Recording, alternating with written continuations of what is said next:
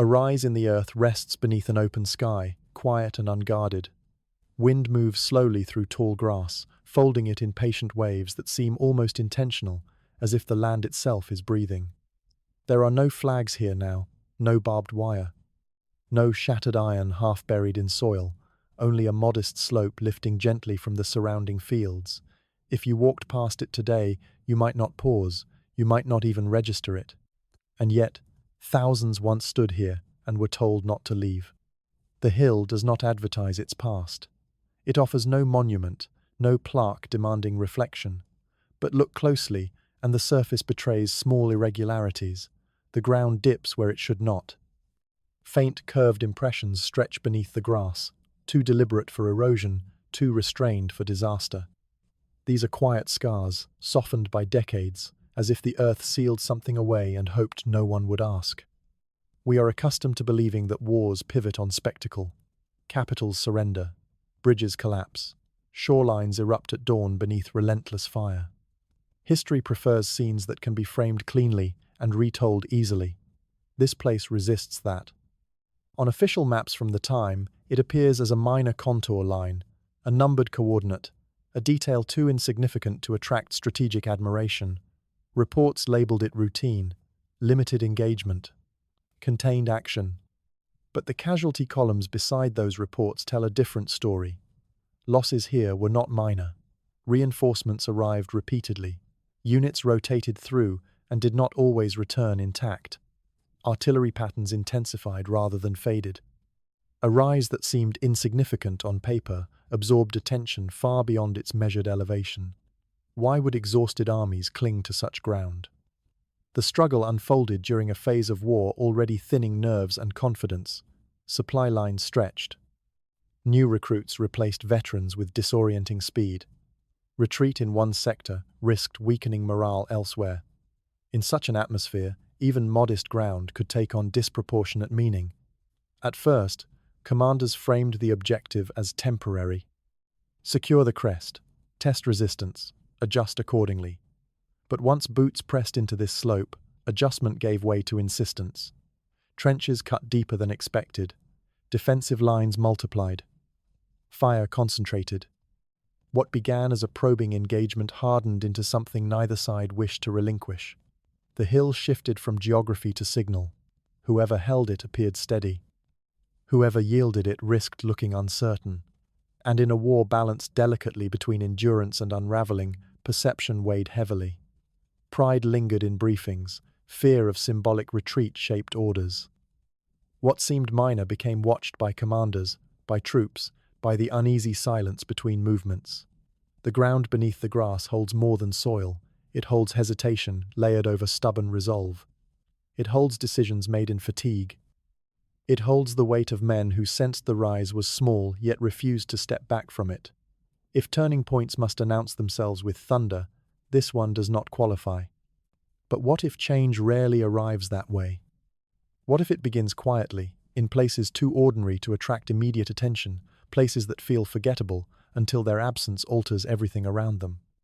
To understand why this rise would not be ignored, we must widen our view. We must step back into a war already fraying at the edges, already trembling beneath exhaustion, where even a modest elevation could tip confidence in ways far greater than its height suggested. When the view widens beyond the hill, the scale of exhaustion becomes clear. Armies stretch across continents like fading lines of ink, no longer sharp, no longer confident. The early years of the war had been marked by motion-rapid advances, bold claims, headlines announcing decisive gains. But that momentum had thinned. What remained was friction.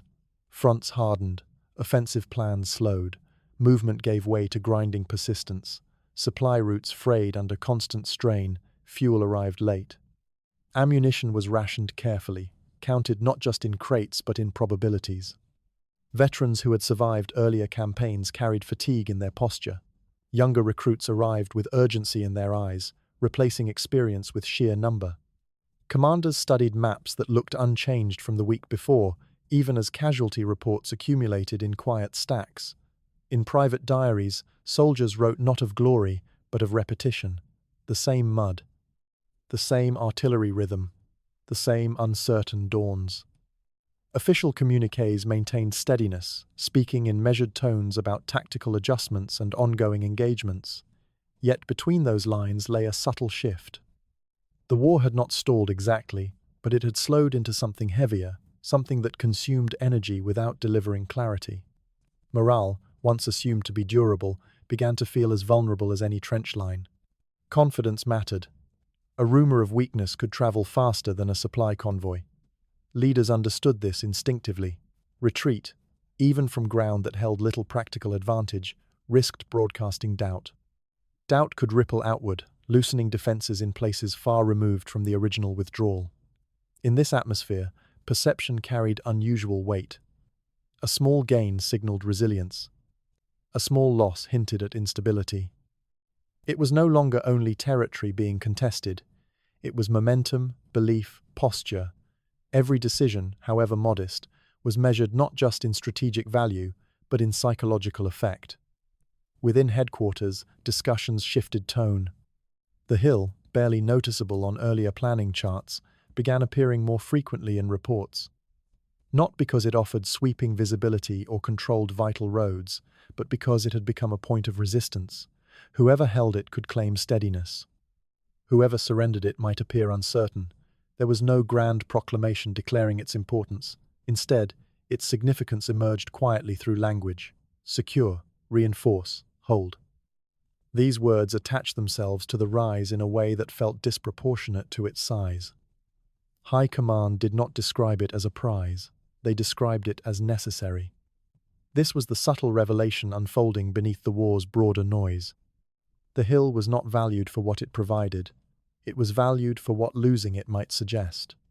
In a campaign already strained by attrition, leaders could not afford visible concession. The enemy watched for signs of weakening resolve. Allies watched for signs of faltering momentum. Even soldiers watched each other, measuring confidence in gestures and glances. And so the hill transformed in meaning before it transformed in outcome. It became less about elevation and more about endurance. A measuring stick for composure in a conflict where composure was thinning. No one expected it to define the next stage of the war. It was not introduced into speeches. It did not appear on front-page headlines. Yet beneath the surface calm of official language, escalation formed. Reinforcements were assigned with slightly more urgency. Artillery calculations were adjusted with slightly more care. If the hill did not matter on the map, it began to matter in the minds of those directing the fight. And in war, belief can shape reality as surely as terrain. With pride and perception now intertwined, the focus narrows once more. Orders are issued. Boots tighten their laces. The first men are told to climb. Mist settles low against the slope the morning the first advance begins. It does not feel dramatic. There are no speeches, no raised banners snapping in cold wind. Orders move quietly down the line, spoken in voices that aim for calm and land somewhere closer to restraint. Boots step forward through softened earth, sinking slightly with each movement. The sound is muffled, swallowed by fog and mud. Breath hangs faintly in the air, visible for a moment before vanishing. The men climbing do not see the hill as symbolic yet. To them, it is simply ground to be tested. The briefing had been measured. Resistance expected, but light. Secure the position. Evaluate. Adjust. The language had been careful, almost casual. A task among many. Rifles are held a fraction tighter than usual. Not from fear exactly, but from instinct. The silence feels incomplete, like something withheld. Even the birds seem absent. The slope rises gently, offering no immediate sign of defense. For a moment, it seems possible that the hill will be claimed without difficulty. Then the earth answers. Gunfire breaks through the fog from angles not anticipated. What looked like scattered brush conceals reinforced positions. Trenches cut into the reverse slope reveal themselves only when bullets begin tracing their outline.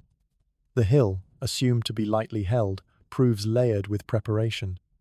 The probing advance falters, then stiffens. Men drop and crawl. Signals are sent back through runners who move with new urgency. Artillery calculations are revised mid-morning. What was meant to be reconnaissance transforms into engagement. What was meant to be temporary begins solidifying. The fog thins as the day progresses, exposing the shape of the confrontation. The defenders are not improvising. They are dug in. They have calibrated their range. Every approach is observed. Reinforcements arrive without ceremony. No headlines record their movement. Trucks unload in darkness. Additional units are folded into the line with the quiet acceptance that this is no longer a brief exchange. Official reports, however, remain restrained. The wording shifts only slightly. Enemy resistance stronger than expected. Engagement ongoing. No mention of the growing casualty lists or the increasing volume of artillery required to dislodge a foothold. The climb is attempted again the next day and the next. Gains measured in meters are answered by counterfire measured in discipline. Trenches deepen almost overnight. Sandbags stack higher. Wire spreads across approaches once thought clear. A subtle realization forms among the men on both sides. This is no longer a test. It is becoming a stand. In letters written under dim light, soldiers describe the slope without exaggeration. "We are still here." The phrase repeats itself. It carries something heavier than tactical description. It carries commitment. Across the line, the same sentiment hardens in different language. The hill becomes less about elevation and more about refusal. Whoever yields first risks appearing shaken, whoever remains can claim steadiness. Yet no formal declaration marks the shift. There is no announcement that this position has become crucial. High Command continues referring to the action as limited, manageable, contained. The language shrinks the significance, even as the experience expands. Casualties mount quietly. Names are recorded. Replacements fill gaps with faces too new to understand the slope's emerging weight. The rhythm of artillery becomes routine, almost expected. What once felt temporary begins to resemble permanence. Neither side had planned for a prolonged contest here. The hill was not designed to anchor identity, and yet identity is beginning to attach itself to the ground. Pride threads into position. Withdrawal feels less like strategy and more like surrender. By the time the fog returns one evening, settling over trenches now carved deeper into the earth, it covers something that has already changed. The battle has not been formally declared. It exists between lines of official communication. But for those who stand there, soaked and alert, it is no longer optional. The ascent into uncertainty has ended. What remains is endurance. And endurance, once claimed, is far harder to abandon than territory. Weeks blur together until time feels less like days and more like pressure. The hill no longer resembles the gentle rise it once was. Shell craters overlap in irregular patterns, torn circles cutting through what had been grass and soil. Trenches sag inward from relentless rain, their walls collapsing and rebuilt again. Water gathers at the bottom, turning pathways into narrow channels of mud. The earth seems permanently unsettled, as if it cannot decide whether to give way or hold firm. Supplies move toward the hill in uneven rhythm. Some arrive late, others never appear. Rations shrink. Ammunition is counted carefully. The men rotate through in cycles meant to preserve strength, but the position itself never rests. New boots step into old impressions. Fresh faces learn the shape of the same battered slope. Fatigue does not belong to individuals anymore, it clings to the place. Letters written during these weeks carry a different tone. At first there was urgency, then defiance. Now there is confusion. "We are still here," one soldier writes, though no one can quite explain why. The question is not rebellious, merely weary. Why this hill? Why not withdraw and fortify elsewhere? The words travel home folded neatly, trimmed of despair, but doubt presses gently between the lines. Officers, too, feel the strain. In public briefings they speak of resolve and necessary positions. In private conversations they admit the arithmetic does not favor continuation. Casualty lists lengthen, gains remain minimal, each assault repelled is followed by another test. Sustainability becomes a quiet concern, discussed behind tent flaps and in low voices. Pride threads through every calculation. To step back would require explanation. To relinquish the crest would send a message the enemy could exploit. Fear of appearing weakened outweighs practical advantage. The longer the hill is contested, the harder it becomes to surrender without consequence. Then, buried within internal memoranda never intended for public view, a startling clarity appears. Both high commands describe the position in remarkably similar terms. Limited tactical value, restricted field of control, replaceable terrain. The language is cool, detached. And yet, attached to these assessments is another note. Abandoning the hill might fracture morale across the line. Units observing the withdrawal could interpret it as retreat rather than recalibration. The enemy might advance not because of terrain gained, but because of confidence gained. The paradox sharpens. Leaders understand the hill is not decisive in geography, but they fear its symbolic weight. They choose to endure loss in order to preserve appearance. Thousands remain in exposed trenches not for a vital crossroads or supply artery, but for perception. Beneath continuous shellfire, endurance becomes policy. Every day held reinforces the belief that holding is required. Withdrawal grows more complicated with each passing week. What might have been a tactical adjustment at the beginning now threatens to look like capitulation. The men on the slope feel only fragments of this reasoning. They know the ground shakes. They know the trenches flood. They know that names are crossed off lists at a steady pace. They do not read the memoranda explaining that this hardship protects an invisible line of confidence stretching across the front. They endure because they are told endurance matters. Commanders persist because they believe retreat would cost more than staying. Somewhere between mud and ink, strategy dissolves into psychology. The hill settles into routine violence. Shell bursts arrive at expected intervals, repairs follow. Reinforcements fold into place. Weeks deepen into stubborn rhythm. And just when the stalemate feels permanent, something shifts. Movement begins quietly beneath the noise, an idea forming that few anticipate. The shift begins without spectacle. No thunderous barrage announces it. No battalions surge forward in waves. Instead, under fog thick enough to dull even the echo of distant shellfire, small units move with deliberate restraint. The air feels heavy, sound wrapped in damp silence. Boots press carefully into softened ground. Voices fall away to gestures. Even breathing seems measured. The plan is not conquest, it is disruption. Intelligence has identified neglected approaches along the slope's flank, routes dismissed as impractical under normal visibility. Tonight, visibility does not exist. The fog erases edges and depth, distorting distance. Defensive artillery, accustomed to calibrated ranges, struggles to adjust. Coordinates blur. Shells fall short or drift long, scattering without clear target. The men climbing do not rush. They advance in fragments, slipping through gaps in wire and shadowed depressions carved by previous bombardments. What had been a fortress of layered resistance only days before now feels strangely porous. The defenders, vigilant but blind, fire toward expected movement that never materializes. Hours pass in slow increments. A trench is entered without full alarm.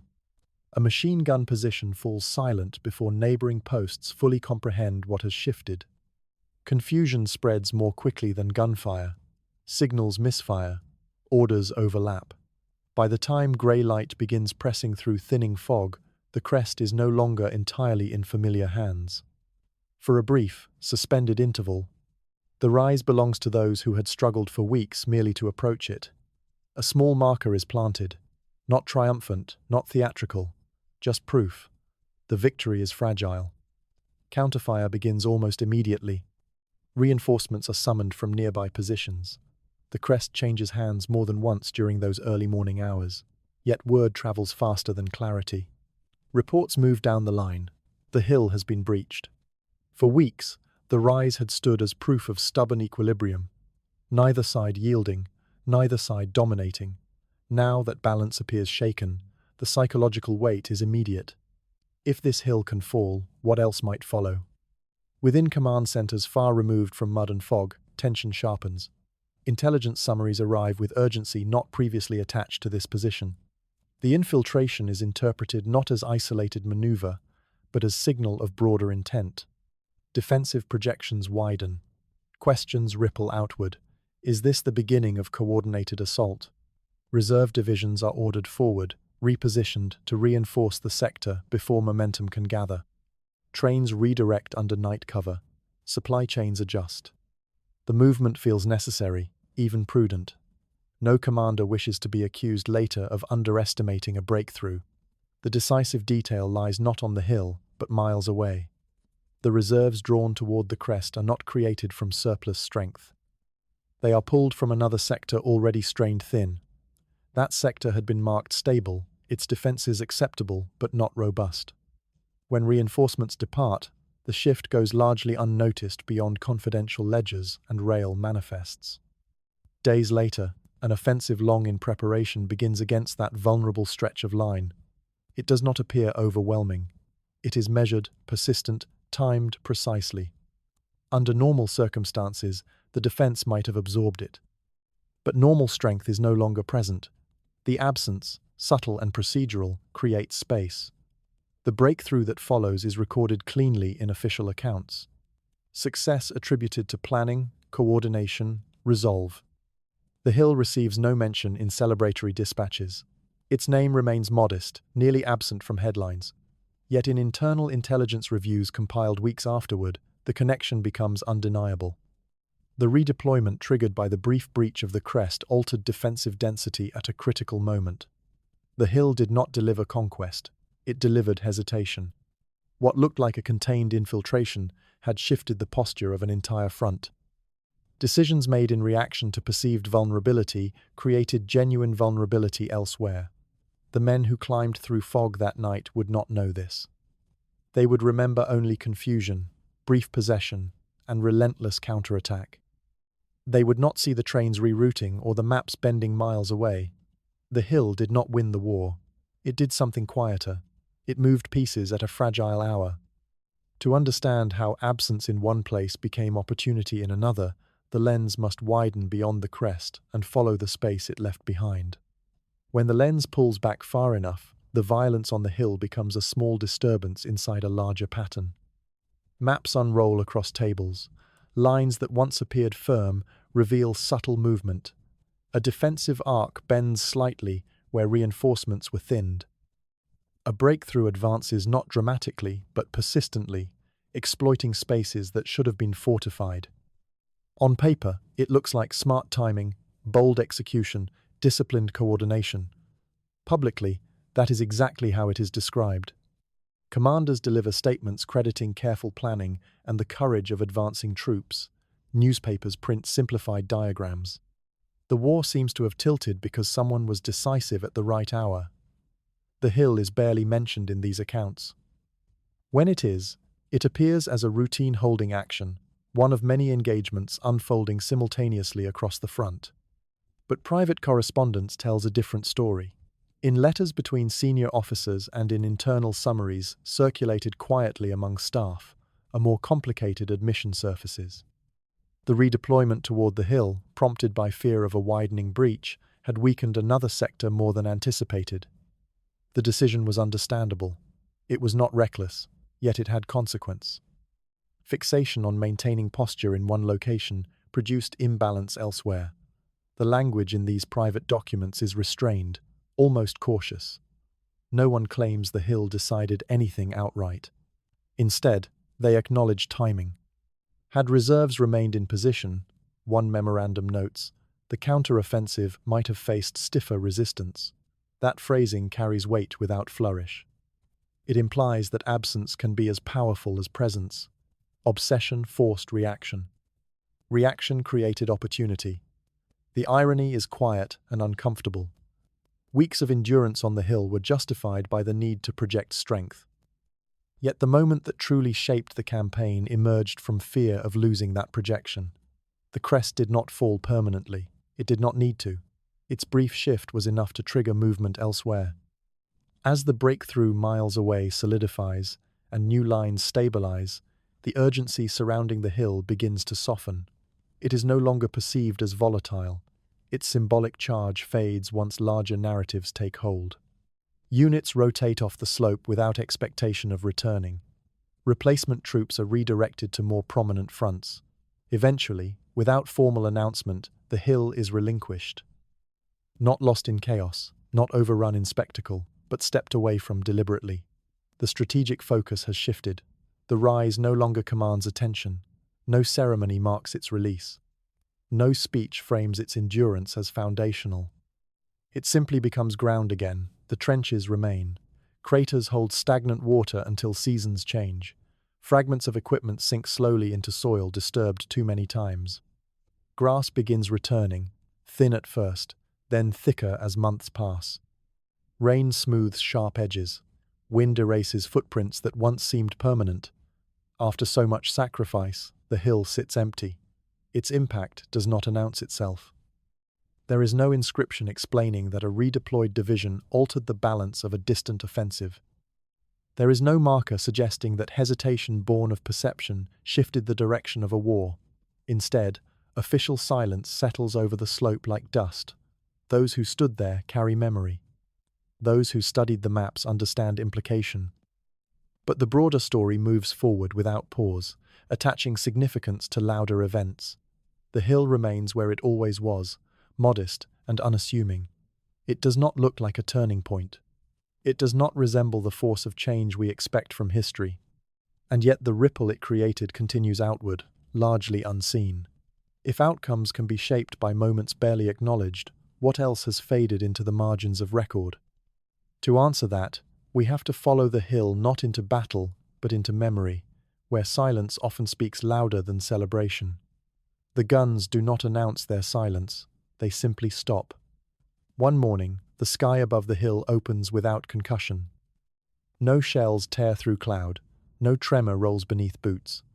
After weeks of rhythm defined by impact, the absence feels unfamiliar, almost suspicious. Men glance upward as if expecting correction. None comes. Rain moves in without artillery to compete with it. Water gathers slowly in the craters carved by months of fire. The trenches, once reinforced daily, sag inward and fill with dark pools. An abandoned helmet lies half submerged, its metal surface catching pale light before rust begins its quiet work. The slope that had absorbed so much violence now holds only weather. Orders shift elsewhere. Dispatch riders no longer arrive with urgency. Trucks that once brought ammunition now pass by on distant roads. Units are reassigned, not in response to defeat, but because attention has turned. Larger offensives demand concentration. New fronts flare with greater spectacle. The hill, which once commanded reinforcement at any hint of weakness, begins slipping from priority lists. Reports grow shorter. What had filled pages is condensed into lines. Position stable. Enemy activity minimal. Eventually, even those phrases fade.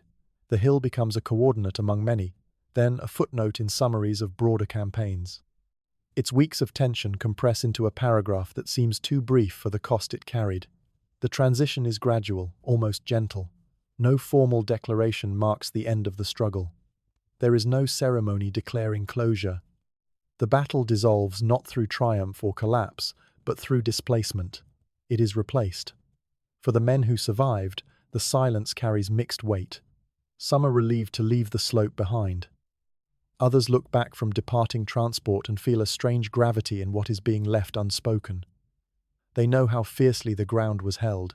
They know how close balance once seemed to tipping. Yet as medals are distributed for more visible victories, the hill's name is rarely mentioned. Commendations cite bravery on prominent fronts.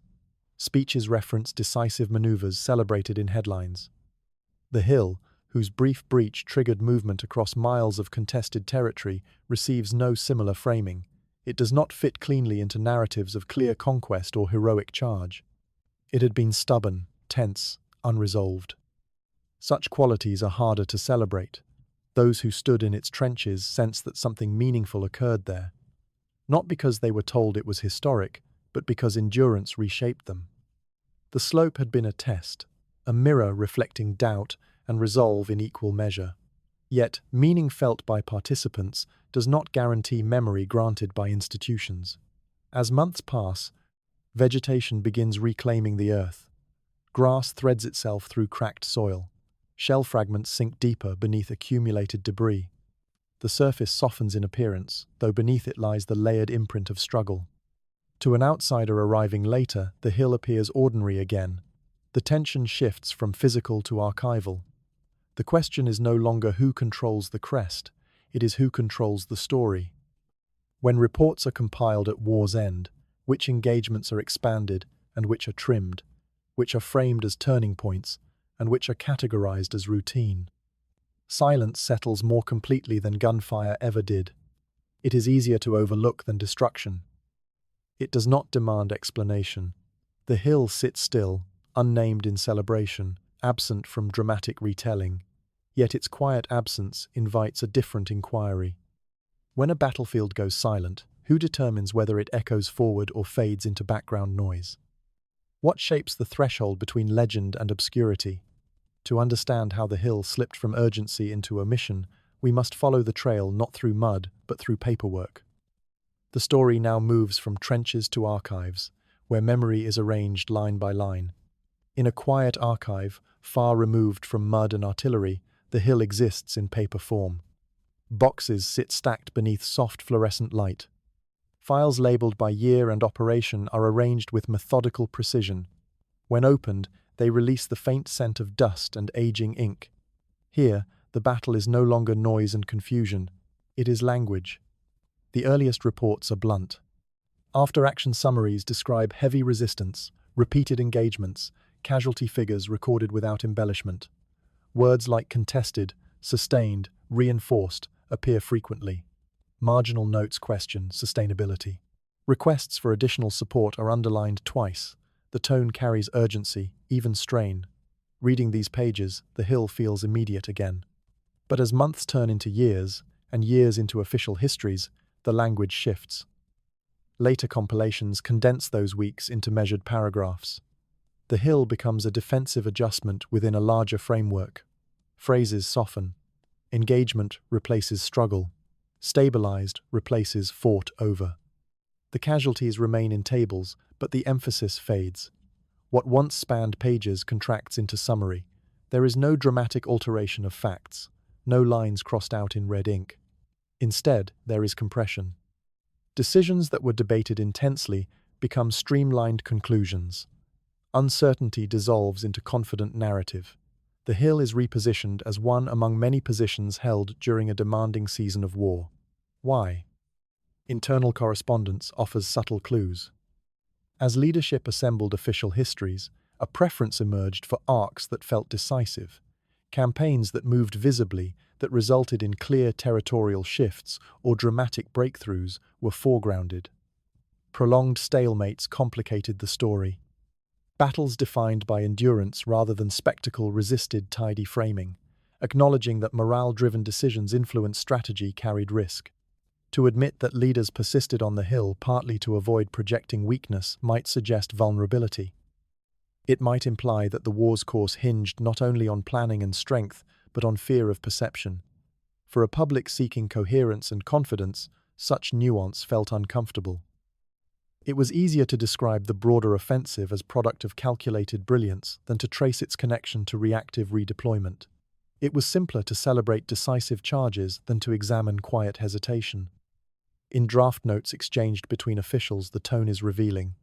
Emphasize forward momentum, one memo suggests. Limit discussion of inconclusive engagements. The hill is not targeted for erasure. It is simply categorized as secondary. Selective emphasis does the rest. Textbooks rely on summaries. Summaries rely on clarity. Clarity favors streamlined cause and effect. The hill, which influenced events indirectly and through psychological pressure, resists that structure. It becomes a footnote because footnotes hold complications without disrupting the main narrative.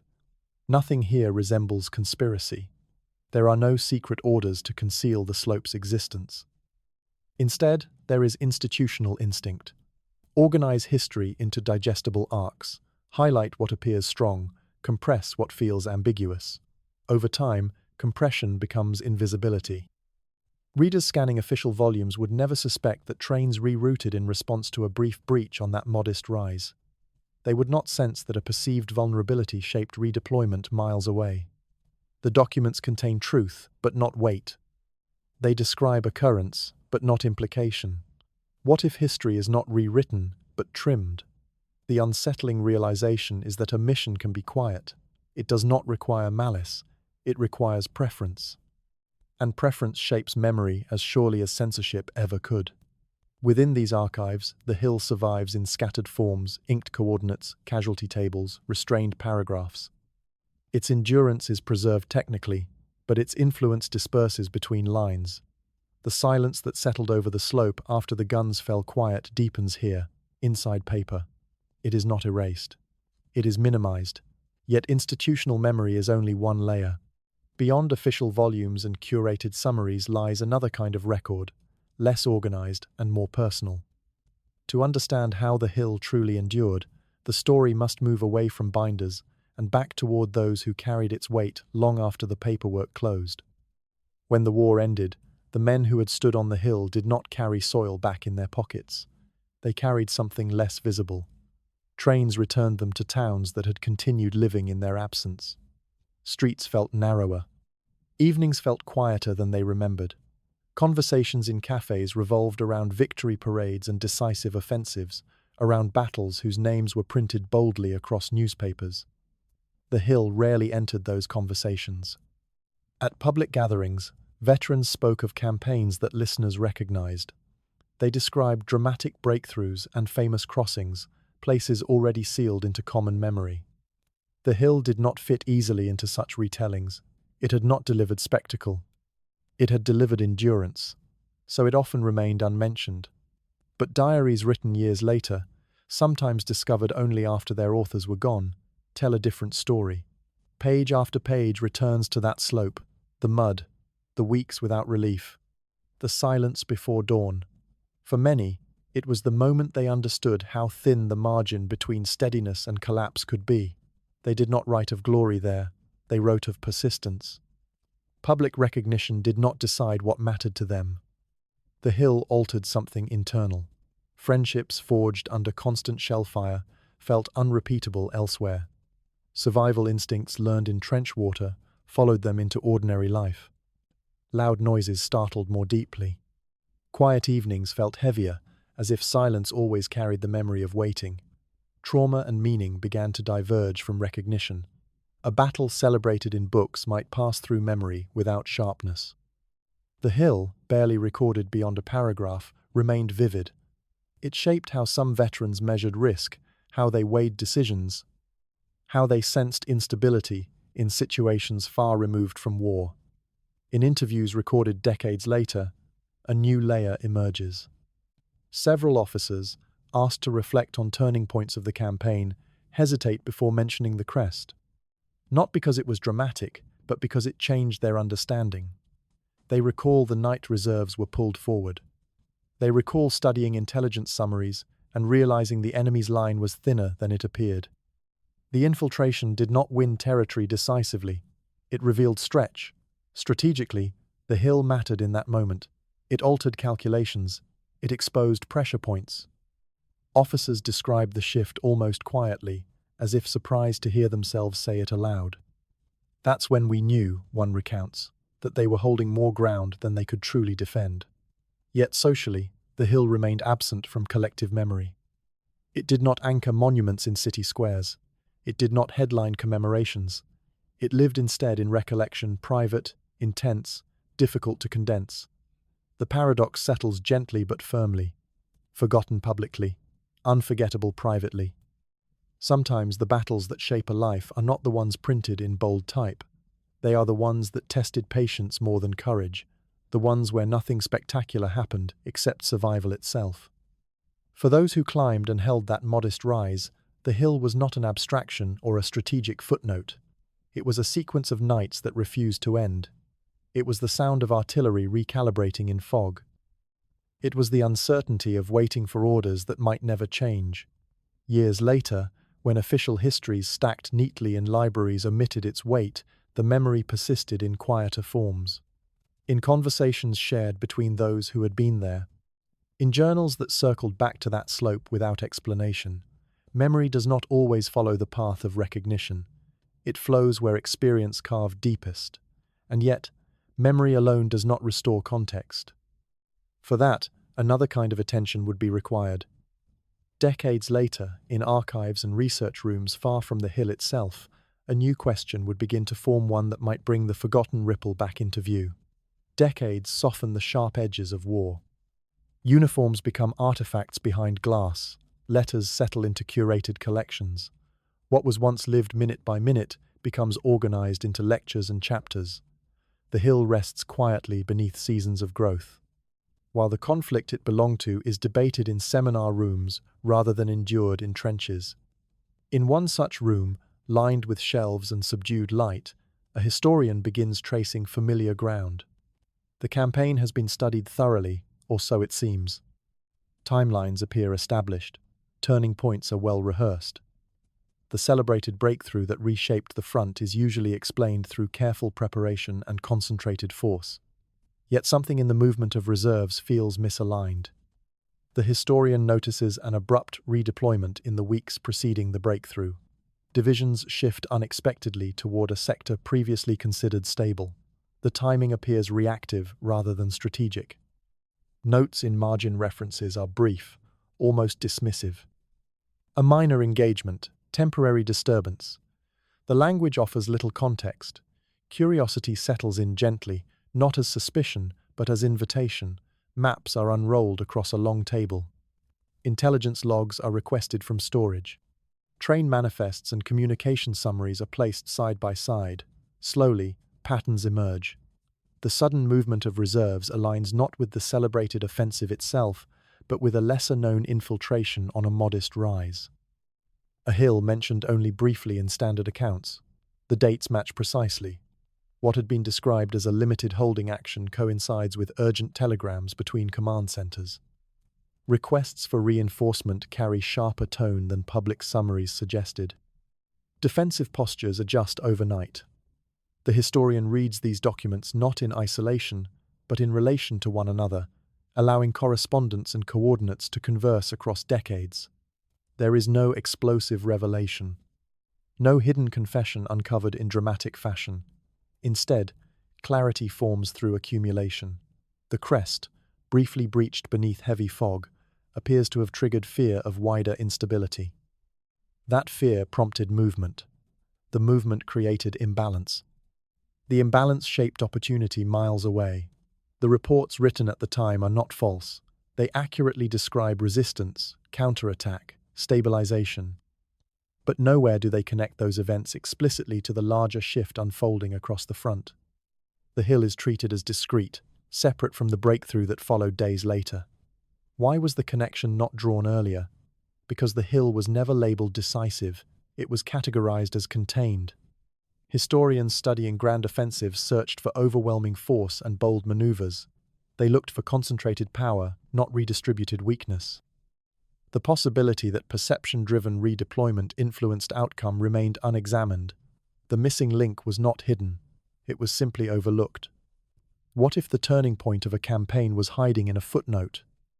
As the historian overlays troop movements with intelligence dispatches, the sense of misalignment resolves. The breakthrough celebrated in textbooks did not occur in isolation. It unfolded against a backdrop subtly altered by anxiety over the hill. The battle reports had been accurate, but they had lived in separate chapters from their consequence. Puzzle pieces begin sliding into place with quiet satisfaction. Not to elevate the hill into exaggerated importance, but to restore proportion. The rise had not conquered the enemy line. It had disturbed confidence at a fragile moment. In the archive stillness, realization deepens. History had not erased the hill's influence. It had compartmentalized it. With documents now aligned and timelines clarified, the next step becomes inevitable. The chain of reaction must be reconstructed fully, traced from fog-covered infiltration to shifting front lines. Only then can the quiet ripple be seen in its entirety. Seen from a distance, the sequence unfolds almost gently, like a line of falling pieces arranged long before anyone noticed their shape. First, the infiltration on the hill. A limited movement beneath fog. A temporary breach of the Crest. A report sent in cautious language that carried more alarm than it admitted. Then the reaction. Signals move through headquarters with increasing urgency. The wording shifts from observation to concern. Phrases such as potential breakthrough and reinforce immediately appear where days earlier there had been measured restraint. The hill, once categorized as contained, is reclassified internally as volatile. Orders follow quickly. Reserve divisions, positioned miles away in a sector deemed stable, are instructed to redeploy. Trains are redirected under cover of night. Supply schedules are adjusted. Entire units, previously tasked with reinforcing one stretch of defensive line, are reassigned to secure another. The movement is methodical, justified, even prudent given the information available. No one in those command rooms sees the ripple extending outward. Each decision appears isolated, rational, responsive. As reinforcements arrive near the hill, the immediate threat stabilizes. The crest does not collapse further. The line holds. From that vantage point, the redeployment seems successful. Anxiety eases slightly. Attention begins shifting again. But the sector that released its reserves remains thinner than before. Maps drawn days later show a subtle change in density along that stretch of front. Defensive formations are adequate, but no longer reinforced. Officers there adjust quietly, stretching companies across wider ground. Confidence remains intact on the surface, yet margin narrows. When the secondary offensive begins days later, it does not look overwhelming. There is no unprecedented concentration of force. Instead, it is timed precisely against a line that has been quietly reduced. Under previous conditions, resistance might have absorbed the assault fully. Now, resistance bends. Reports describe fierce fighting. Counterattacks are attempted. But the line, lacking its earlier depth, cannot recover momentum. The breakthrough develops steadily, not explosively, but enough to shift the broader campaign. Looking back, it becomes clear how fragile the sequence was. Had the hill's infiltration been repelled immediately, perhaps reserves would not have moved. Had intelligence been interpreted as limited rather than ominous, perhaps redeployment orders would have been delayed. Had the secondary offensive encountered a reinforced line, perhaps it would have stalled. Instead, timing aligned. The hill did not defeat an army. It created hesitation. That hesitation prompted movement. The movement created imbalance. The imbalance opened space. What emerges is not a tale of dramatic conquest, but of quiet causality. No singular commander orchestrated the chain in full awareness. No speech delivered beneath flags declared this shift decisive. It was a progression of reasonable responses to perceived threat, each building upon the last. Wars are often remembered for power, superior numbers, overwhelming fire, decisive blows. Yet here the pivot rests not in strength, but in reaction. The belief that a modest rise might signal wider collapse shaped strategic posture more than the hill itself ever could. When the pieces are traced step by step, speculation gives way to coherence. The documents align. The dates correspond. The reserve units that defended the crest are the same ones absent from the vulnerable sector days later. The secondary offensive's timing overlaps precisely with that absence. Once the chain is traced and the documents aligned, the hill begins to feel less like an anomaly and more like an example. Its story does not stand alone. It belongs to a larger pattern woven quietly through history moments that appear minor in isolation but ripple outward through perception, reaction, and timing. The hill altered attention. Attention shifted movement. Movement altered outcome. The sequence feels almost simple when arranged step by step. Yet in the moment, none of it announced itself as decisive. There was no declaration that the future hinged on a modest rise beneath fog. There was only uncertainty, and responses shaped by that uncertainty. Wars are remembered in bold strokes, dramatic offensives, capitulations signed in visible rooms, commanders whose names become shorthand for triumph or failure. These narratives satisfy the need for clarity. They provide arcs with beginnings, climaxes, and resolutions. But beneath those arcs lie subtler forces: hesitation, perceived weakness, overestimation, underestimation, fear of losing face, pressure to maintain posture. These elements rarely headline chapters, yet they steer decisions in ways that accumulate quietly. The hill embodies that quieter influence. It did not overwhelm the enemy line. It unsettled belief at a fragile hour, and belief can be as tangible as terrain. Looking outward from this case, a broader question surfaces. How many engagements labeled routine carried disproportionate consequence because of what they signaled rather than what they seized? How often has reaction shaped strategy more deeply than initial intent? The hill was overlooked not because it lacked impact, but because its impact unfolded indirectly. It did not produce a clear image suitable for posters or speeches.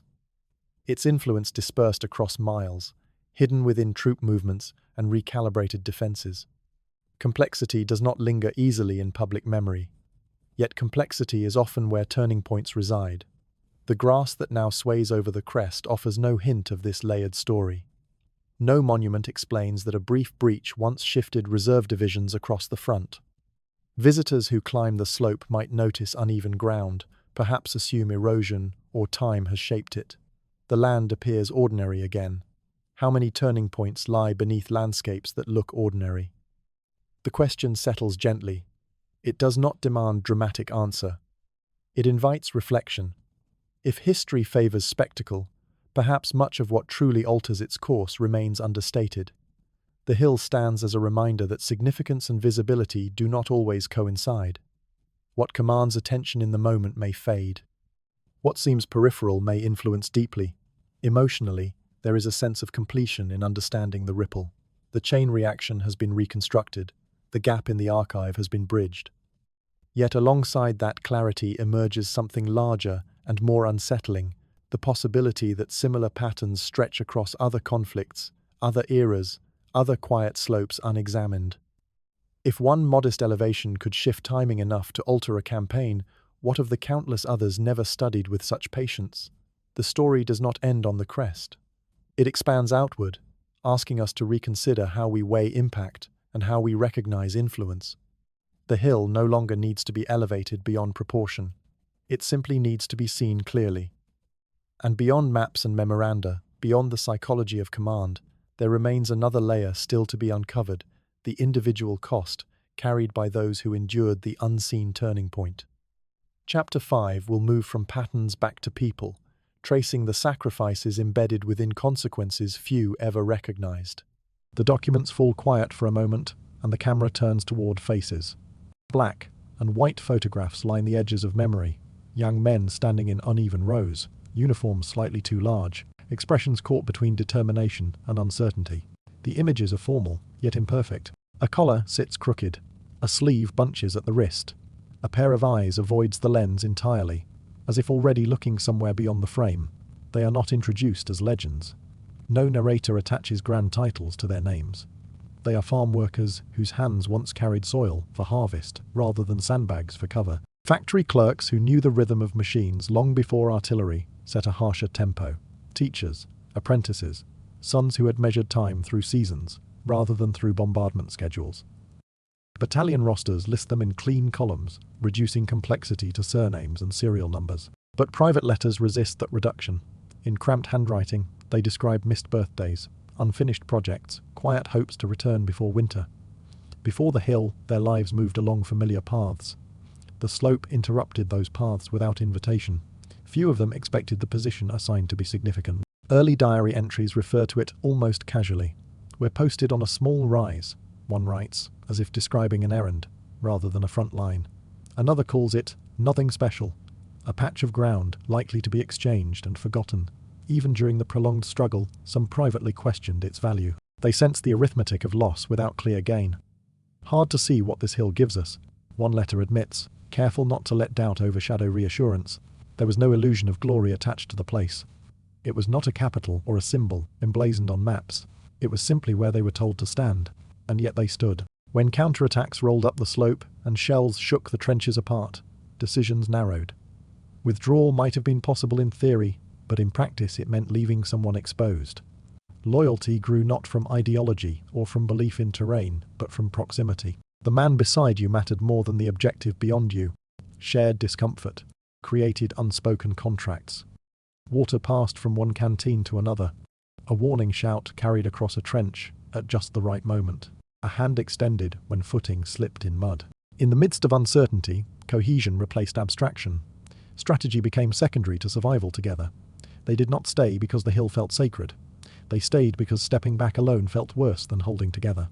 The ground beneath them hardened into routine, but it was routine infused with mutual reliance. Long after the war moved past the slope, some of those who endured it described that stretch as the truest measure of who they became. Not because it was celebrated, but because it required constant steadiness without applause.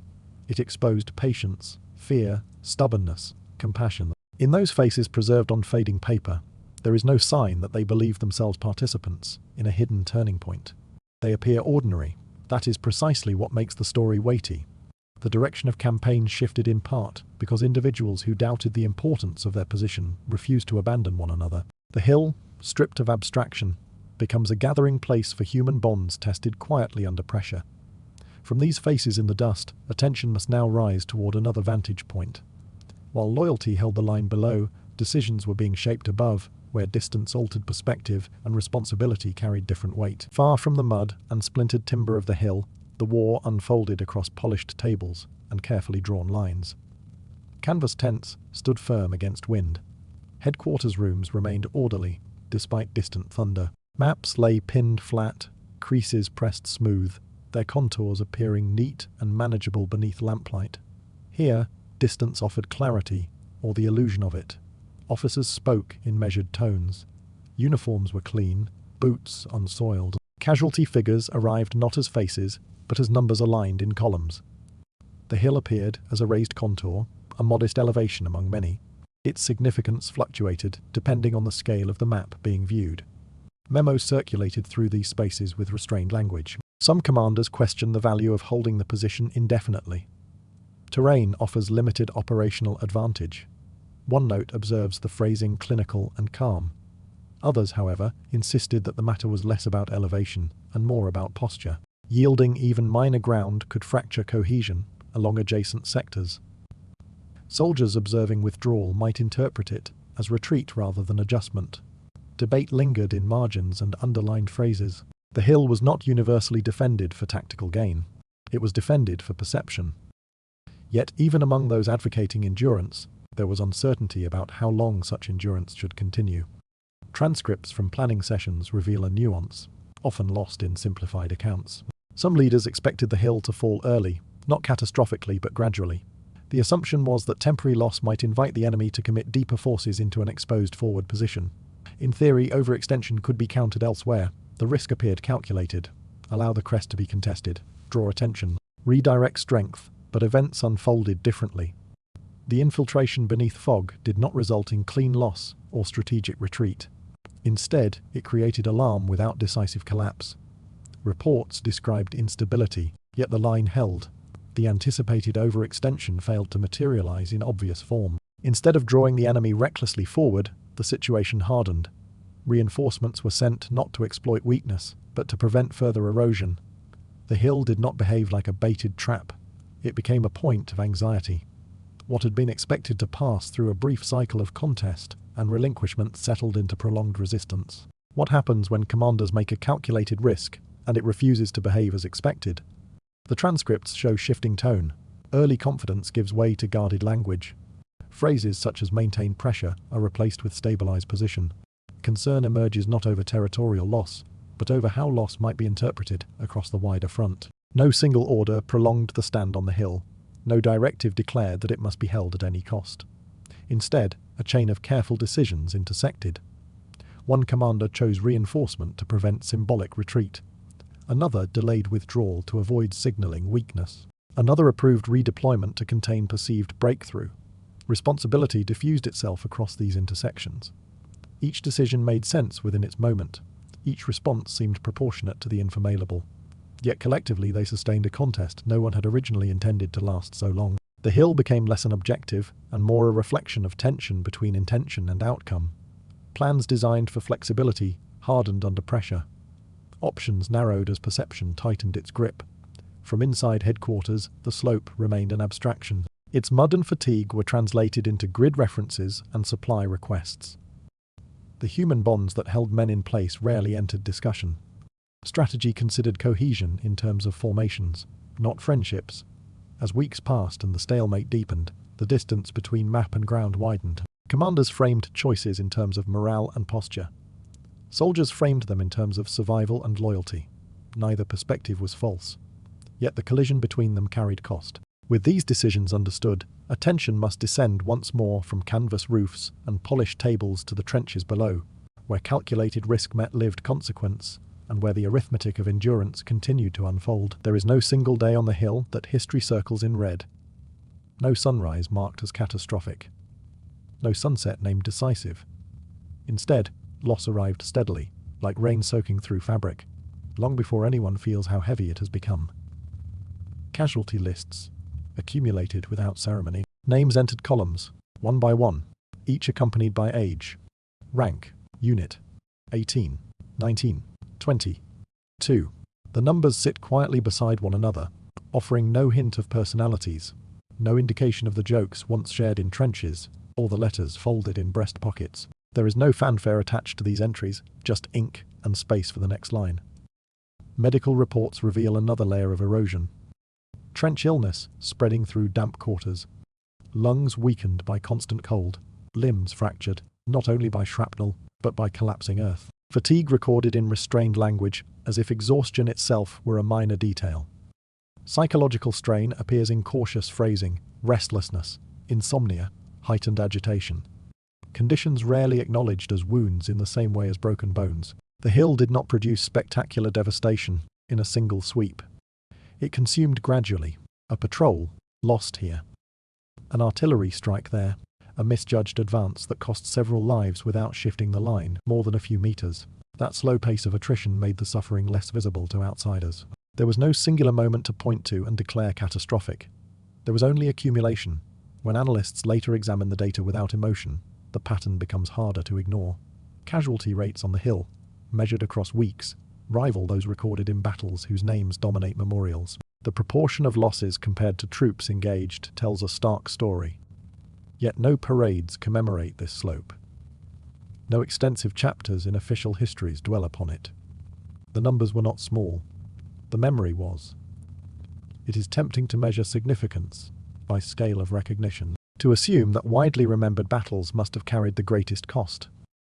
The hill unsettles that assumption, its toll unfolded in increments too modest to seize headlines, but persistent enough to reshape units from within. Men rotated through the slope emerged, whether wounded in body or in spirit. The repetition of danger dulled nothing. Instead, it carved patience into faces once animated by impatience. It fostered quiet reflexes, ducking at distant thunder, scanning horizons that no longer held threat. The hill becomes defined not by victory or defeat, but by endurance weighted in human terms. Triumph never fully materialized there, nor did total collapse. It hovered in between, demanding persistence without glory. If sacrifice defined significance, why was this one forgotten? The question lingers not as accusation, but as contemplation. Perhaps endurance without spectacle resists easy celebration. Perhaps steady loss is harder to compress into narrative than dramatic confrontation. Whatever the reason, the arithmetic remains. Each name on those lists represents a life redirected or ended on ground, once dismissed as minor. Each medical report reflects hours endured beneath shellfire and rain. The cumulative weight presses quietly against the idea that only grand engagements deserve remembrance. As the camera lifts from the casualty columns, the focus widens beyond the battlefield. The hill's cost did not remain confined to trenches. Absence travelled home. Families adjusted to silence at dinner tables. Communities carried grief without context. Chapter 6 turns toward that wider echo, tracing how the hill's steady consumption of lives reshaped places far removed from its muddy slope. Some letters made the journey home, others did not.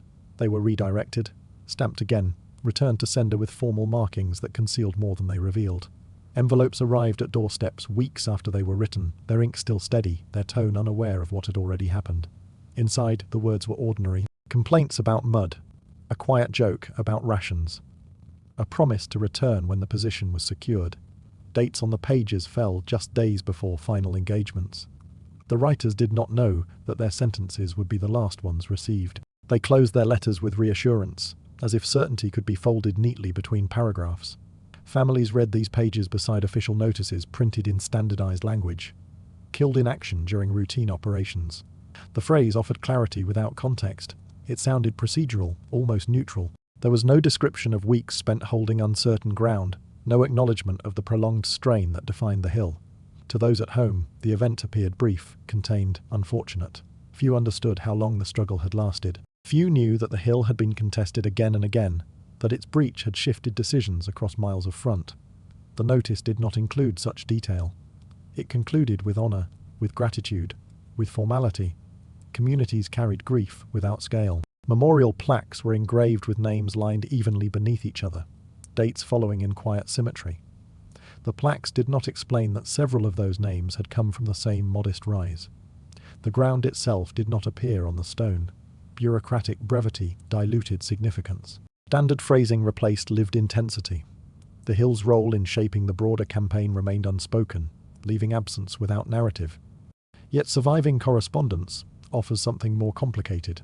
In letters written during the height of the contest, some soldiers hinted at a feeling they struggled to articulate. They sensed that the position mattered beyond its modest appearance. "Feels like everyone's watching this ridge," one writes. Another confesses uncertainty about its purpose, adding, "Whatever this place is meant to prove, they're not letting us leave it." These lines suggest awareness without clarity. The men understood tension without full explanation. They felt that decisions taken there carried weight, even if official language never confirmed it. How many turning points are written into history as just another line of ink? The gap between lived experience and recorded summary widens in these moments. On the hill, endurance felt decisive. At home, the story compressed into a phrase that concealed complexity. The absence became personal rather than strategic. Parents folded letters carefully and stored them in drawers. Wives and siblings reread familiar passages, tracing handwriting as if proximity to the words could restore proximity to the writer. They did not know that the position had been nearly abandoned, that reinforcements had been diverted in response to a breach, that campaigns shifted subtly because of what unfolded there. The official story moved forward toward larger offensives and celebrated victories. Communities, meanwhile, held fragments, ink, envelopes, final sentences, without context. From this private grief, attention begins to widen again. The war did not end at the hill, and its most visible triumphs soon eclipsed quieter catalysts. To understand how memory shifted from slope to spectacle, we must follow the narrative beyond personal loss and into the shadow cast by larger fires. As the war surged toward its final chapters, attention shifted to flames large enough to illuminate continents. Cities fell with headlines that circled the globe. Capitals changed hands beneath cameras and triumphant declarations. Leaders stood at podiums, their voices steady, describing advances that seemed to carry the weight of destiny. Against such spectacle, a modest hill receded into the background. Media coverage followed scale.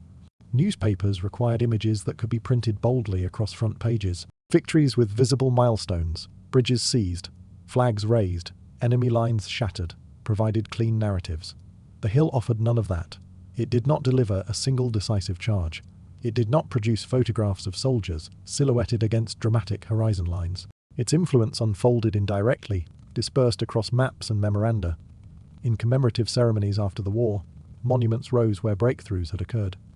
Speeches named campaigns that symbolized endurance or liberation. The public needed stories with shape, beginnings, climaxes, conclusions. The hill story resisted that structure. It had no singular moment that could be isolated and honored. Its effect lay in timing rather than triumph. Grand victories generate symbolism, complex chains of cause and effect do not. Years later, when classified intelligence summaries were finally opened to researchers, another layer emerged quietly. Archive dispatches confirmed that the redeployment triggered by alarm at the Crest had measurable impact on the timing of subsequent offensives. Charts detailing reserve movements aligned precisely with the vulnerability exploited days later. Internal reviews acknowledged that attention drawn to the hill altered defensive density elsewhere. The confirmation did not overturn accepted narratives. It refined them. Scholars began referencing the slope in academic journals, not as dramatic pivot, but as contributing factor in a sequence of reactions. Footnotes expanded slightly. Conference papers mentioned the redistribution of divisions more explicitly. Yet these discussions remained largely confined to lecture halls and publications, read by specialists. The broader public continued associating the campaign's success with sweeping assaults and celebrated commanders. The subtle mechanism, linking a fog-covered infiltration to a decisive advance miles away, did not lend itself to headline retelling.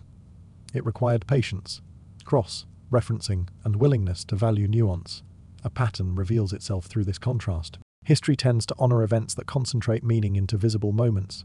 It overlooks those that distribute influence across space and time. The hill lacked spectacle. It possessed impact. We remember explosions, but forget the small shifts that made them possible. Spectacle captures imagination. Mechanism demands analysis. The hill belonged to mechanism, standing in the present, with archives open, and scholarship cautious yet persistent. The narrative adjusts slightly. The slope is no longer entirely absent from discussion. It is acknowledged in careful tones. Yet acknowledgement does not equal recognition. Its name remains unfamiliar beyond circles attentive to detail. The war's later victories continue to define public memory, as they should. They altered maps visibly. They reshaped borders. But beneath those flames burned quieter sparks, one of which flickered on that modest rise. With the pattern of overshadowing identified, the story turns inward again. Beyond archives and monuments lies the psychological terrain carried by those who endured the hill, long after larger fires drew attention elsewhere. Time softens landscapes more easily than it softens memory. Decades after the war, the hill stands calm beneath open sky. Its slopes covered in grass that moves gently with the wind. To anyone passing through, it appears harmless, almost restful. The scars once carved by artillery are concealed beneath soil and seasons. Rain has filled old trenches. Roots have threaded through fractured earth. From a distance, it is simply land again. For the men who once stood there, the transformation is less complete. Interviews recorded late in their lives reveal a pattern of restraint. When asked about the war, they often begin with campaigns more widely known. They describe advances that earned medals or dates etched into stone. But when conversation lingers and the room grows quieter, the hill enters their voices almost reluctantly. They rarely spoke of it publicly. It did not belong to the version of the war that others expected to hear. Yet privately, they describe it differently. The slope was where they first sensed how uncertain leadership could be, how fragile command decisions sometimes were. They recall orders changing without explanation. They remember watching reinforcements arrive one night and disappear the next, uncertain of what larger tension shaped those movements. It was on that rise that many understood survival had less to do with courage alone and more to do with timing, position, and chance. A shell landing meters away rather than inches could determine a lifetime. A delayed command could preserve or expose. The randomness embedded in endurance revealed itself slowly. The land itself may have healed, but memory did not fade evenly. Some veterans returned in old age, leaning on canes as they climbed the gentle slope. They stood in places that once held trenches and found no visible markers. Grass concealed crater lines. No plaque outlined what occurred. Silence replaced explanation. They did not need inscription to remember. One former officer, his voice softened by years, described the hill not as a turning point of the war, but as a turning point in understanding. When I realized, he said, pausing carefully, how much depended on perception and how little we truly controlled. The hill disappeared from maps but never disappeared from them. In these reflections, the slope becomes more than terrain. It represents threads that connect decisions made far away to consequences endured up close. It embodies the space where private endurance intersected with strategic calculation, where small movements triggered larger shifts, invisible to those on the ground. The story widens subtly here. It is no longer confined to battle lines or archive dispatches. It touches the way meaning is assigned, why certain experiences remain vivid despite official silence, why some moments shape identity even when they escape recognition. Emotion gathers without spectacle. The convergence feels quiet, almost gentle. The hill held more than earth. It held doubt, loyalty, fear, patience. It shaped lives without demanding acknowledgement. As memory lingers where monuments do not, the narrative turns forward once more. If the hill's influence was long obscured yet never erased, how might modern eyes begin to see it differently? Chapter 7 moves into the present, where historians and technologies search beneath calm landscapes to uncover stories that grass alone cannot bury. Morning light settles gently over the hillside, touching grass that bends without resistance. There are no veterans standing here today, no archivists turning pages. Instead, thin cables stretch across the slope in deliberate lines. Small markers pierce the earth in a careful grid. A portable screen flickers beside a quiet generator. The investigation has returned. not through memory or paper, but through soil. Ground. Penetrating radar moves slowly across the rise, sending pulses downward, listening for echoes from beneath. To the untrained eye, nothing changes, but on the screen, pale lines begin to appear, irregular shapes layered beneath the surface. Trenches long filled, cut patterns too symmetrical to be natural. The hill, silent for decades, begins answering without sound. Drones lift into the air, mapping subtle depressions that no casual visitor would notice. From above, faint alignments reveal themselves. Curves in the earth correspond with positions once marked hastily on wartime maps. What looked like harmless unevenness becomes structured evidence. Archaeologists kneel carefully, brushing soil from small finds. A rusted button emerges first. Then, a fragment of twisted metal. A corroded buckle. Each item is ordinary in isolation. None command headlines. Yet together they form a quiet accumulation of proof. This was not a fleeting exchange of gunfire. It was sustained occupation. Soil analysis reveals overlapping trench systems layered one over the other. Repairs upon repairs. Reinforcements added where pressure intensified. The density surprises even the researchers. The fortifications were more extensive than official summaries suggested. What had been described in later histories as limited defensive work appears in physical cross-section, deliberate and engineered. A realization settles slowly. Spatial mapping aligns almost perfectly with battlefield diagrams preserved in early reports. Reports once considered overstated by later commentators who assumed the hill's struggle had been inflated by memory. The radar lines trace shapes that match those dismissed sketches. The ground confirms what ink had quietly recorded decades ago. The hill was no minor skirmish point. It was prepared to endure. There is no dramatic unveiling, no sudden artifact that redefines the war. Instead, confirmation unfolds through consistency. Measurements correspond, coordinates align. The modest rise contains layered architecture beneath grass that once concealed its seriousness. What if the soil remembers more accurately than the records? The question lingers softly as researchers continue their careful work. Here, suspense does not arise from danger, but from validation. The earth becomes witness.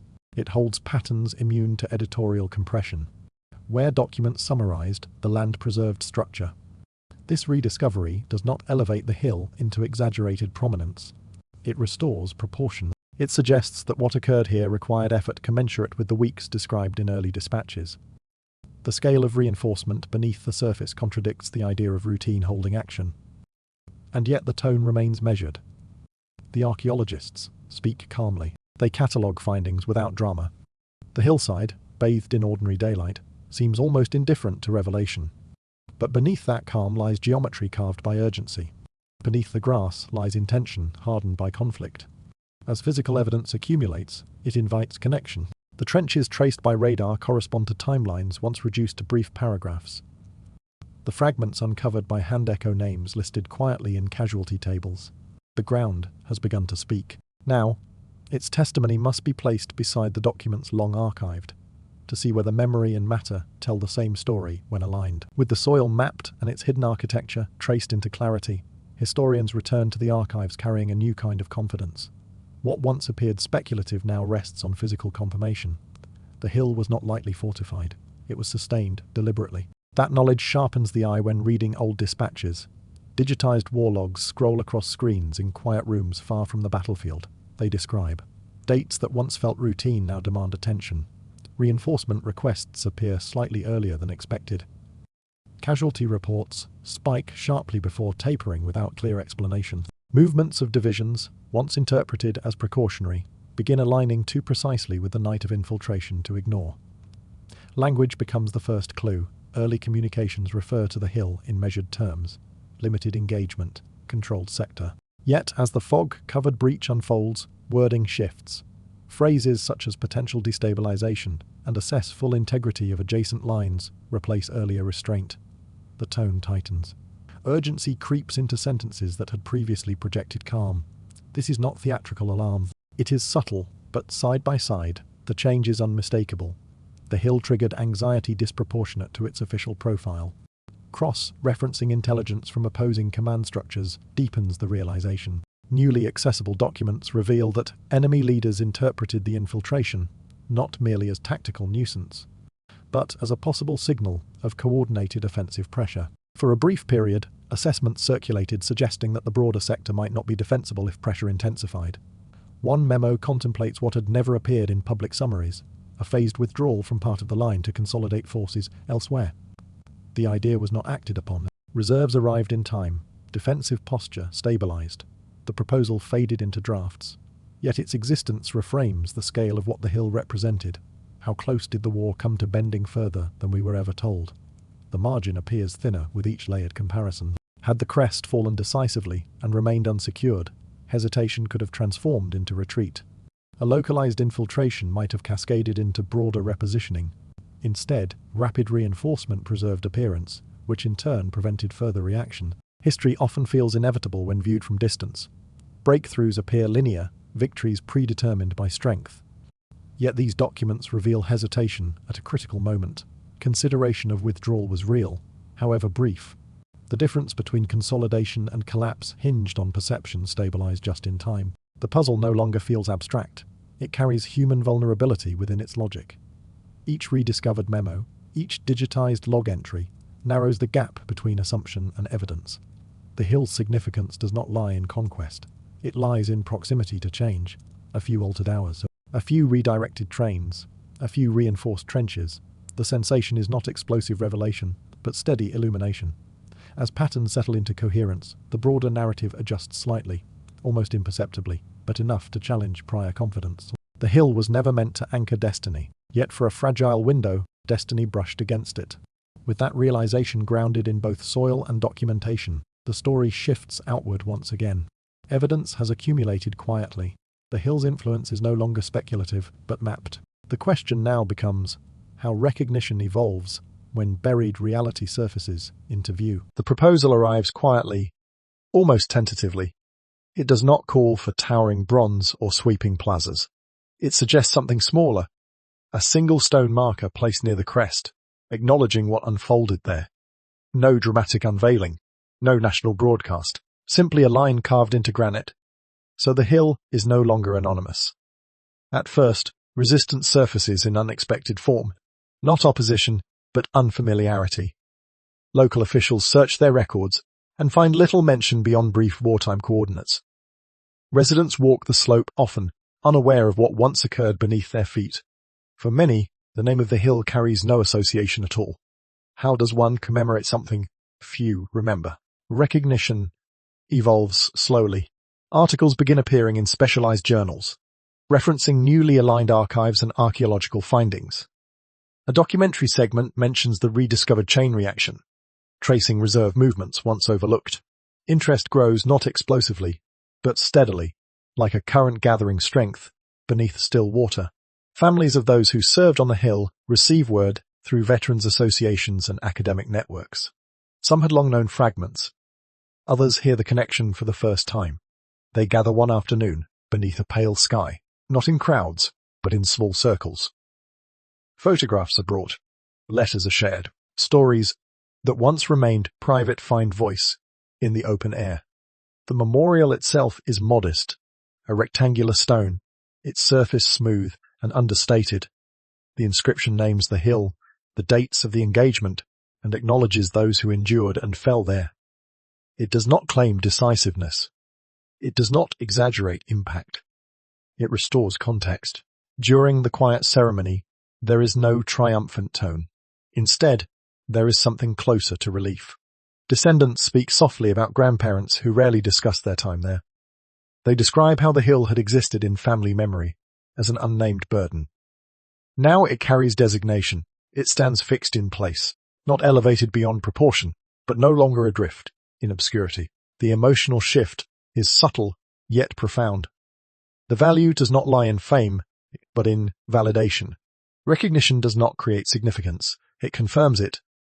Does a battle become important only when someone remembers it? The stone does not alter what happened decades earlier. It does not change the casualty counts or the decisions made miles away. But it alters how the hill exists in public consciousness. It bridges the gap between archival revelation and shared awareness. As the camera lingers on the marker, wind moves through the grass once more. The hill remains unassuming, its rise gentle beneath open sky. Yet now, there is a point of reference. Visitors pause. They read. Some trace the carved letters with quiet attention. The hill story is returned to visibility without spectacle. It is acknowledged rather than amplified. Recognition arrives slowly, carried by evidence and persistence. It grew from footnotes to articles, from articles to conversation, from conversation to stone. With the hill named openly once more, the narrative shifts toward reflection.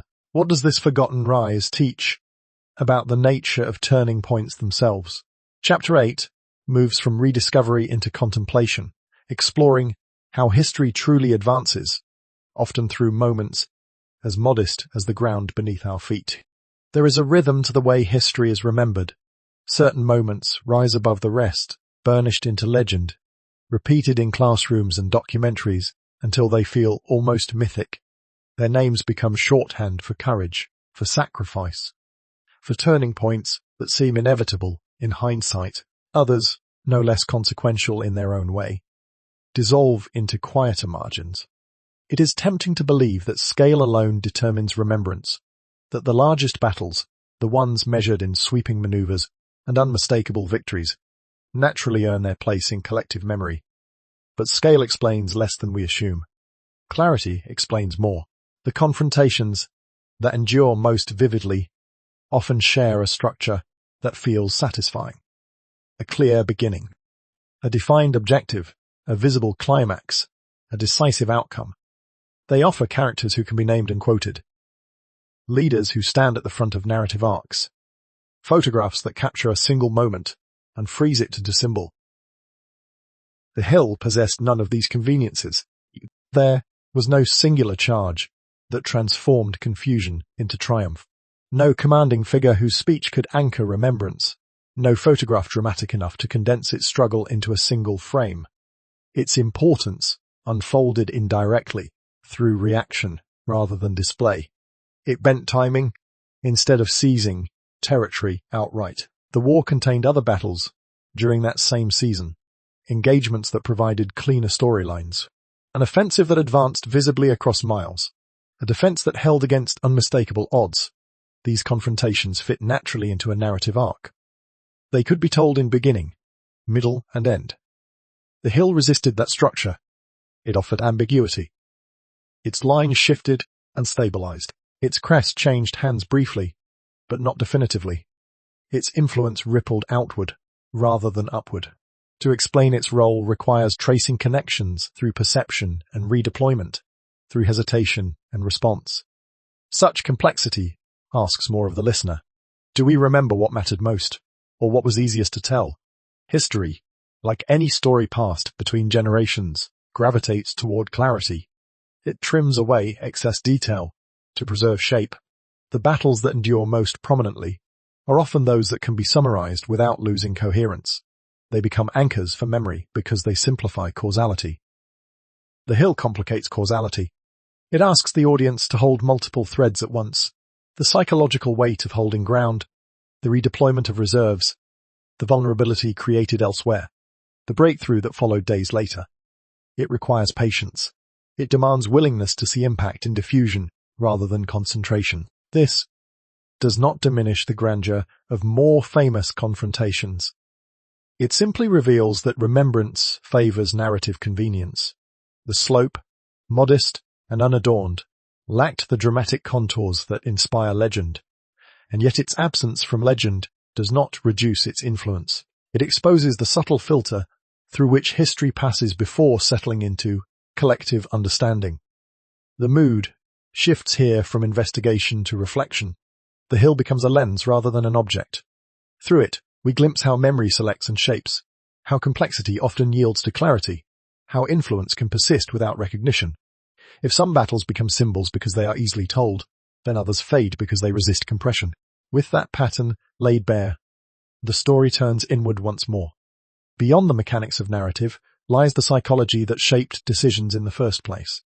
The role perception played during the war itself, long before historians chose which chapters to highlight. Return for a moment to the war itself, not to trenches or artillery, but to the invisible tension that stretched between decision makers and front lines. Beneath every exchange of fire lay something harder to measure. Perception. not merely what was happening, but what was believed to be happening. Wars are not fought only with weapons. They are fought with posture. Leaders protect morale as carefully as they protect supply lines. Soldiers defend ground, but also the idea that the ground is defendable. Civilians cling to belief in momentum, in stability, in eventual victory. If those beliefs fracture, lines can collapse long before ammunition runs out. The hill, modest and unremarkable on the surface, became a symbol within that fragile environment. It stood not as a strategic crown jewel, but as proof of steadiness. As long as it remained contested without collapse, both sides could reassure themselves that balance held. When the crest wavered, even briefly, something deeper than terrain shifted. The alarm that rippled outward was not merely about elevation gained or lost. It was about what that movement implied. If this position could be breached, what did it suggest about adjacent lines? If the enemy appeared capable of destabilizing one point, might they attempt another? Perception moved divisions more quickly than artillery. The redeployment of reserves was not triggered by visible defeat. It was triggered by fear of potential unraveling. The hill did not guarantee disaster if lost. It hinted at vulnerability, and hint can be as powerful as fact. What if the most powerful weapon in war is the fear of appearing weak? This reframing alters the shape of the campaign. Instead of seeing a sequence of territorial exchanges, this position gained, that one relinquished, we begin to perceive a web of psychological pressures. Each decision responded not only to physical movement, but to symbolic risk. Leaders calculated not simply where troops stood, but how their stance might be interpreted. The hill illustrates this dynamic clearly. Its tactical value was limited, yet its symbolic value expanded the moment it became contested. The fear that losing it might erode confidence compelled action that reshaped the broader front. In this light, victory appears less inevitable and more contingent. Strength mattered, yes, but so did reputation, so did hesitation. So did the instinct to prevent narrative of weakness from taking hold. The soldiers on the slope guarded ground. The commanders miles away guarded perception. Civilians at home guarded belief in steady progress. These layers interacted constantly, even when unspoken. The infiltration beneath fog threatened more than trench lines. It threatened composure. The response sought to restore that composure, not necessarily because the hill was indispensable, but because it had become emblematic. When we view the war through this lens, the hill's influence feels neither exaggerated nor accidental. It exemplifies how battles shape outcomes indirectly, through fear of loss, rather than through conquest alone. The campaign's turning points begin to look less like isolated explosions, and more like reactions to perceived instability. The web tightens around small signals, amplified by expectation. Calmly, almost quietly, the understanding settles in. The hill mattered because it represented steadiness in a moment of uncertainty. Once that representation flickered, forces moved to protect not only territory, but image, with perception understood as terrain in its own right. The narrative prepares to widen again. If fear of appearing weak can redirect armies, what does that suggest about other forgotten moments across history where symbol outweighed scale? With perception laid bare as its own battlefield, the hill shifts from story to structure. It no longer stands alone as a forgotten anomaly. It begins to resemble a pattern repeated quietly across time. A modest place, a limited objective, a symbolic weight that grows heavier than the ground beneath it. History offers many grand confrontations that shape borders and headlines. Yet beneath those famous turning points are smaller engagements that trigger disproportionate reaction. A ridge defended beyond reason. A bridge held longer than logic suggests. A village contested not for resources, but for posture. These places become charged, not because they command vast territory, but because they represent steadiness in unstable hours. Symbolic positions compel persistence. Leaders guard reputation as fiercely as land. To withdraw from what has been publicly framed as stable risks more than tactical adjustment. It risks narrative shift. Once perception tilts, it is difficult to restore. The hill illustrates this principle with quiet clarity. It was not essential in geography. It was essential in implication. Its brief destabilization forced movement that altered balance elsewhere. The event now reads not as exception, but as example. How many ordinary places hide extraordinary consequences? The question does not accuse history of neglect. It invites attentiveness. When we examine the hill through the lens of pattern, we begin noticing other modest points where reaction outran scale. Moments where fear of vulnerability carried more influence than direct threat. Across wars, revolutions, negotiations, and crises, similar dynamics surface. A small concession triggers broader retreat. A minor breach ignites defensive overcorrection. The instinct to protect image reshapes action. Influence disperses quietly from these seemingly minor shifts. The hill becomes a reminder that change often originates in edges rather than centers. It is rarely announced with ceremony. It begins with hesitation or persistence that appears ordinary at first glance. Only in retrospect does its ripple become visible. Emotion softens here into contemplation. The documentary is no longer concerned with restoring the hill to prominence for its own sake. It is concerned with awareness, with cultivating the instinct to look twice at what seems small, to question whether absence of spectacle equals absence of impact. The camera returns once more to the present hillside. Grass moves gently under a steady sky.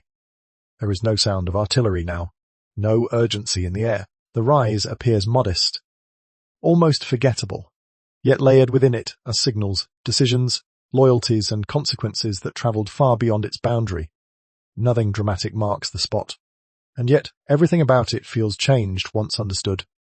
The hill stands not as a monument to dominance, but as a quiet illustration of how events accumulate meaning. It invites the viewer to recognize patterns in other landscapes, other stories, other moments passed over too quickly. With the pattern revealed, the narrative prepares for convergence, rediscovery, personal cost, strategic movement, and memory now thread together. Chapter 9 will draw these strands inward, revealing how thin the margin was between what occurred and what might have unfolded instead. Let us pause the record for a moment and look sideways at it, not to rewrite what happened, but to examine what nearly did. Imagine the fog settling thick over the hill once more. The infiltration begins as it did, movement through shadow, defensive confusion, but this time, picture the breach, not as contained. Picture the crest falling decisively and remaining exposed. Maps animate slowly in simulation. Defensive lines that once stabilized begin to curve inward. The reinforcements that arrived in time in recorded history now face delay. Trains stalled by logistical complication. Orders misinterpreted. A brief window widens. This is not an indulgence in fiction. It is grounded in documents prepared at the time. Commanders had contingency plans should the hill be lost permanently. Drafts outlining phased withdrawals. Emergency fallback lines drawn across terrain, considered more defensible. Requests for reinforcements from sectors already strained. These were not theoretical exercises, detached from reality. They were responses waiting for trigger. Had the crest remained under enemy control beyond those first uncertain hours, a chain reaction might have accelerated. Withdrawal from adjacent positions was considered to prevent encirclement. Consolidation was debated to avoid symbolic collapse spreading along the front. The margin was thin. Victory elsewhere, celebrated in later chapters, depended not only on bold action, but on prevention of cascading weakness. The hill stabilization prevented alarm from converting into retreat. Its retention avoided escalation of doubt at a moment when morale was already worn. In hindsight, the broader campaign appears steady once the breakthrough occurred. The line seems destined to bend in a particular direction, yet in those hours beneath fog and uncertainty, outcomes hover delicately. A single sustained breach could have reframed perception across miles. What if the war did not turn because of overwhelming strength, but because collapse was narrowly avoided? The question does not diminish courage or preparation elsewhere. It illuminates vulnerability. Strength often lies not in dramatic advance, but in resisting unraveling long enough for opportunity to appear. The contingency plans reveal how seriously leaders took the possibility of losing the hill. They anticipated not merely territorial concession, but psychological consequences rippling outward. Reinforcement requests, drafted in advance, speak of urgency, rarely visible in public narrative. One memo outlines fallback coordination. Should adjacent sectors begin withdrawing simultaneously? Another details communication strategies intended to frame retreat as repositioning rather than defeat. These plans were quiet acknowledgements that morale could fracture faster than trenches could be rebuilt. The hill, modest in elevation, occupied disproportionate weight in those projections, not because it controlled supply arteries or major cities, but because it anchored steadiness in a fragile moment. History often appears inevitable when told in sequence. Causes align neatly with outcomes. Events flow with apparent logic, yet at ground level, and even in headquarters rooms, the line between containment and collapse was blurred. The narrowness of that margin becomes unsettling. A few delayed orders, a few missed reinforcements, a slightly extended breach. The arc might have shifted further, unpredictably. The hill stands as symbol of that fragile thread. It did not guarantee triumph. It prevented panic. It preserved coherence just long enough for balance to tilt elsewhere. With fragility established, another illusion comes into focus. The comforting belief that history moves in straight lines, guided inevitably toward predetermined outcomes.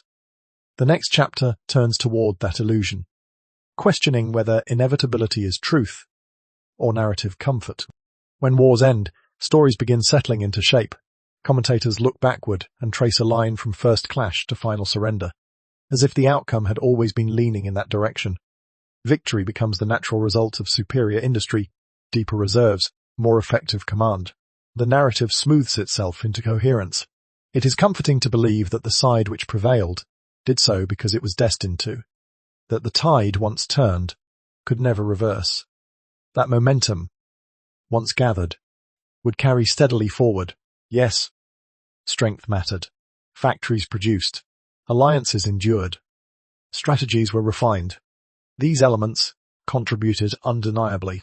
But to describe victory as inevitable compresses complexity into reassurance. The hill reminds us that nothing about those weeks felt guaranteed. From inside the war, leaders operated without hindsight. They reacted to incomplete information. They feared miscalculation. They drafted contingency plans that acknowledged fragility rather than destiny. The infiltration beneath fog did not signal inevitability. It signaled instability. The redeployment of reserves was not a confident step toward triumph. It was an attempt to prevent unraveling. During those days, no one on the slope believed they were holding a symbolic thread upon which the campaign might pivot. They believed they were enduring another night beneath Shellfire. The hill did not look decisive. It looked exhausting. If victory feels inevitable in hindsight, does that mean we've misunderstood how it truly happened? Inevitability is often constructed after the fact. It provides clarity where there was once uncertainty. It simplifies cause and effect into a straight road, free from hesitation. But lived experience rarely follows straight lines. It unfolds more like a balance beam, where slight shifts in weight determine direction. The hill's ripple illustrates that outcomes are negotiated moment by moment. A delayed reinforcement, a misjudged signal, a repositioned division. These details matter in ways that grand summaries obscure. The breakthrough that later appeared unstoppable depended in part on avoidance of collapse at an earlier hour. Without that avoidance, the path might have bent differently. The idea of inevitability removes vulnerability from history. It implies that events flowed according to strength alone. Yet vulnerability was present constantly. Decisions were made with awareness that failure remained possible. Commanders did not speak of destiny. They spoke of risk. The soldiers on the hill guarded ground, without knowing whether larger plans would succeed. Civilians waited at home, without certainty of eventual outcome. The notion that the war's conclusion was foreordained would have seemed distant, even absurd, during its darkest intervals.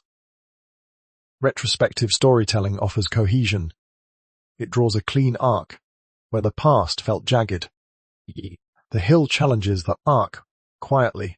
It demonstrates how small disturbances influence larger movements, how psychological pressure altered resource allocation, how narrow margins preserve stability just long enough for opportunity to unfold. History, viewed honestly, resembles that balance, being more than a paved road. Slight shifts matter. Perception matters. Timing matters. Recognizing this does not diminish the magnitude of eventual victory. It enriches understanding. It acknowledges that outcomes emerge from layered contingencies, rather than from simple inevitability. With the illusion of straight-line progress gently set aside, the narrative returns once more to the hill, not only as a case study in timing, but as a mirror reflecting something deeper about collective human nature and the instinct to hold, to hesitate. By now, the hill feels less like a place and more like a question. Not about artillery or maps, but about instinct. Why do people hold on when logic suggests release? Why does retreat feel heavier than risk? On the surface, the hill was about elevation. Beneath that surface, it was about refusal. Both sides understood that the ground itself offered limited advantage. Reports admitted as much, yet neither command could tolerate the appearance of yielding. Pride stood guard beside sandbags. Fear of seeming weakened pressed against every proposal to withdraw. Reputation, fragile and carefully maintained, became as valuable as ammunition. The same forces echo far beyond the battlefield. Institutions persist with failing policies, because reversal suggests error. Leaders double down on contested decisions because acknowledgement of miscalculation threatens authority. Groups cling to positions long after practicality fades, not because they serve function, but because they serve identity. The hill became such a position. It absorbed meaning that exceeded. To relinquish, it felt like confession. To hold it, in that tension, endurance hardened into principle. When both sides refused symbolic retreat, imbalance followed. Resources were redirected. Attention narrowed. The insistence on preserving image created vulnerability elsewhere. The hill changed the war, not because it commanded sweeping vistas, but because it captured collective pride at a fragile moment. This is not accusation. It is recognition of pattern. Stubborn ground reveals stubborn nature. The soldiers who held the trenches did so for loyalty as much as strategy. The commanders who reinforced it acted to protect cohesion as much as terrain. Pride, fear, momentum. These are human currents flowing through every conflict, military or otherwise. When does holding the line protect you? And when does it quietly reshape everything around you?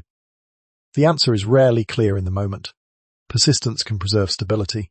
It can also trap resources in places that distort balance elsewhere.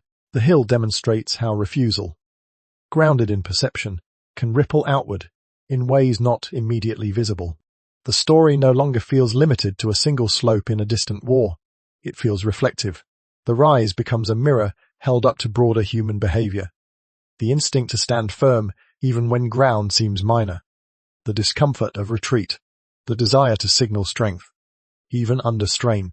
Grass moves across the hillside, once more, covering trenches that once echoed with this tension. The land appears gentle again, but understanding deepens the texture of what seems ordinary. Beneath the surface lies the record of how pride and fear intersected with geography. The hill was never solely about terrain. It was about the human reluctance to yield. That reluctance bent decisions. Those decisions bent a campaign. The campaign bent the larger arc. In this way, the slope transforms from anomaly into lesson. As the camera lingers on the landscape one final time before turning toward conclusion, the threads begin drawing together. Strategy, memory, rediscovery, perception, pride, all converging around a modest rise that asked more of those who stood upon it than anyone anticipated. Chapter 10 will gather these strands into reflection, exploring how forgotten influences continue shaping outcomes long after their names fade from common speech. Wind moves through tall grass once more, bending it gently across the familiar slope. The hillside appears unchanged from the first moment we saw it. No flags, no trenches, visible from a distance, no echo of Shellfire. Yet the silence feels different now. It carries weight. At the beginning, a modest rise beneath open sky. We were told little, shown almost nothing beyond subtle uneven ground. Now, beneath that calm surface, layers unfold in the mind. Trenches cut carefully and collapsed slowly. boots pressing into mud, decisions drafted in dim headquarters rooms, reserve divisions rerouted under quiet urgency. Fear contained just long enough to prevent unraveling. The land itself has healed. Grass threads through soil once fractured by artillery. Rain has softened the sharp geometry of war. But memory reshapes what we see. The hill is no longer blank terrain. It holds hesitation, pride, loyalty, exhaustion. It mattered strategically, not because it delivered dramatic conquest, but because it triggered reaction. The redeployment of reserves shifted balance elsewhere. The ripple travelled beyond the slope without ever announcing its origin. It mattered psychologically, not because it inspired triumphant speeches, but because it threatened perception. Its brief instability raised doubts that required immediate containment. In that urgency, lines moved, opportunities opened. It mattered personally, to the men who endured it without expectation of recognition. They guarded one another more than the ground itself. They carried the hill home in ways no official summary could capture. The story returns to where it began, but understanding has deepened. What once appeared small now feels layered. What seemed routine reveals consequence. What changes more? The land we stand on, or the story we tell about it? The hill did not transform through monument or fame. It transformed through context. Once its connections are traced, its quiet presence becomes significant without needing exaggeration. No triumphant summary is required here. There is no need to elevate the slope beyond proportion. The clarity itself is enough. The realization that turning points do not always roar. Sometimes they whisper beneath fog, beneath paperwork, beneath years of omission. Completion arrives not as applause, but as coherence. Strategy, perception, human nature, memory, all threads that converged on modest ground. The hill becomes understood, rather than glorified. The wind continues moving. The grass bends and rises again. From a distance, nothing announces what occurred here. Yet beneath the surface lies evidence of how fragile outcomes once were, how narrow margins prevented collapse, how symbolic refusal reshaped attention. The circular return invites reflection. The slope is still. The questions linger gently. With understanding restored to this place, attention widens beyond it. If a forgotten hill could reveal such complexity, what does that suggest about the way we interpret history as a whole? The final reflection moves outward from this rise toward a broader meditation on how influence travels and how memory selects what endures. When wars are remembered, they are often arranged around peaks. A decisive landing, a capital reclaimed, a line broken in a blaze of concentrated force. These moments stand tall in collective memory, visible and unmistakable. They deserve recognition. They reshaped borders and lives in ways that cannot be denied. But beneath those peaks stretch quieter threads, minor engagements that altered attention. Defensive stands that redirected resources. Hesitations that forced recalculation. Movements that began in response to perception rather than conquest. These threads do not rise into monuments easily. They connect events across distance and time, often without announcing themselves as significant. The hill becomes a case study in that hidden architecture. It did not overwhelm an enemy with dramatic superiority. It compelled reinforcement. It triggered redeployment. Its influence was distributed across decisions, across maps, across subsequent advances that bore little resemblance to the muddy slope where the ripple began. History moves not only through dominance, but through hesitation, through fear of appearing vulnerable, through attempts to preserve morale, when morale itself becomes fragile. The hill reveals how reactive movements can shape proactive victories. It shows that preserving image at one point may weaken strength at another. It demonstrates that influence does not always concentrate in spectacle. It often disperses quietly into adjacent sectors, into altered timing, into cumulative advantage. Acknowledging this does not diminish larger victories. It deepens them. It restores texture to what might otherwise appear inevitable. It reminds us that decisive offensives did not arise from empty space. They emerged from context shaped by prior reactions, some visible, others obscured. Here lies the final realization. The hill was not forgotten because it lacked importance. It was forgotten because its importance was diffused. It did not culminate in a single photograph or speech. It exerted pressure indirectly. Its impact unfolded across hours and miles rather than in one dramatic instant. Quiet impact is harder to celebrate. It resists summary. It complicates narrative. It demands tracing subtle connections instead of pointing to a single blaze of triumph. And so it was trimmed from simplified accounts, reduced to footnote, not out of malice, but because its significance travelled in fragments rather than in flames. What if the true engines of history are the moments no one thinks to name? The question lingers not as accusation, but as invitation. If attention tends to settle on spectacle, perhaps influence often begins elsewhere, in places that feel minor until hindsight reveals their reach. The intellectual satisfaction here is not explosive, it is measured. A puzzle assembled gradually. Soil aligned with document aligned with movement aligned with outcome. The hill stands as proof that causality rarely operates in isolation. It threads itself through reaction and response. It accumulates through small pressures that compound into visible change. Understanding this does not strip grandeur from history. It renders it more human.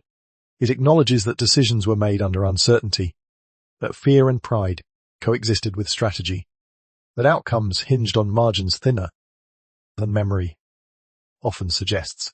The unseen threads remain beneath every celebrated moment. Only one reflection now remains, not about the hill, or the war, or the archives, but about us, about how we look at ordinary places, ordinary decisions, and whether we recognize the quiet mechanisms shaping outcomes in our own time. The hill rests where it always has. Grass bends, rises, bends again. Light shifts gently across the slope, indifferent to the layers beneath. There is no echo now of boots or artillery, no visible sign that decisions once passed through this ground and moved outward across miles of contested earth. And yet, knowing what unfolded here changes the way the landscape feels. The story of this hill is not solely about one war, or one campaign, or one set of commanders reacting under pressure. It is about a pattern that extends quietly across time, ordinary places, fields without plaques, crossroads without statues, unnamed ridges beneath open sky, often shape events more deeply than their appearance suggests. Influence does not always announce itself with spectacle. Change does not always arrive with banners or headlines. It begins in hesitation, in refusal, in the instinct to hold rather than yield, in perception shifting just enough to redirect movement elsewhere. Somewhere, a small decision preserves morale long enough to prevent collapse. Somewhere else, fear of weakness prompts overcorrection that creates vulnerability. These moments rarely enter legend. They do not photograph easily. They do not compress into dramatic arcs. But they matter. The hill did not demand recognition. It did not stand tall enough to command awe. It existed as modest elevation, contested longer than logic might recommend. Its ripple travelled quietly through redeployment, through timing, through psychological pressure that reshaped balance at a fragile hour. How many forgotten places are still shaping the world beneath our feet? The question is not confined to battlefields. It extends outward to negotiations conducted in small rooms, to choices made in offices without cameras, to moments where perception outweighs scale. The ordinary often carries disproportionate consequence. The camera lifts slowly from the hillside. The slope diminishes in frame, then blends into broader landscape. Trees cluster along distant lines. Roads trace faint curves across the earth. Nothing appears dramatic from this height. The land is peaceful, almost indifferent. Grass grows whether or not we remember, and yet awareness alters silence. The stillness now carries knowledge. Beneath calm surfaces lie layered decisions, fragile margins, quiet reactions that once redirected events larger than themselves. The puzzle pieces connect gently here, strategy intertwined with perception, human nature intersected with terrain. Memory trimmed what was complex. Rediscovery restored proportion. The hill remains modest. Its influence does not. There is no final proclamation, only an invitation to look more carefully at what seems small, to recognize that the engines of history may hum most powerfully in places easily overlooked. The wind moves again across the grass. The hill stands without commentary. Silence returns, but it is no longer empty.